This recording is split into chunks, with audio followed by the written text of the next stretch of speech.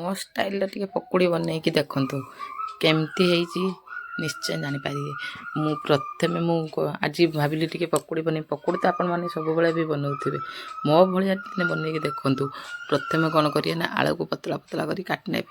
ତାପରେ କିଛି କଞ୍ଚା ଲଙ୍କା ତା ଛୋଟ ଛୋଟ ପିସ୍ କରି କାଟି ନେବେ। ଟିକେ ଧନିଆ ପତ୍ର, ଟିକେ ଭୁସୁଙ୍ଗା ପତ୍ର, ପିଆଜକୁ ଏମିତି ସରୁ ସରୁ କରି କାଟି ନେବେ। କାଟିକି ତାକୁ ଟିକେ ହଳଦୀ, ଲଙ୍କା, ଜିରା, ଧନିଆ ଗୁଣ୍ଡ, ସବୁ ଲଙ୍କା ଗୁଣ୍ଡ, ଲାଲ ଲଙ୍କା ଗୁଣ୍ଡ ଟିକେ ପକାଇଦେବେ। ପକାଇକି ତା ଦେହରେ ଟିକେ 2-3 ଚାମଚ ଯେମିତି ଆପଣଙ୍କ ହିସାବର ବେସନ ପକାଇବେ। ତାପରେ ମୁଁ ଟିକେ ସେଥିରେ ଚାଉଳ ଚୁନା ଦେଇଛି।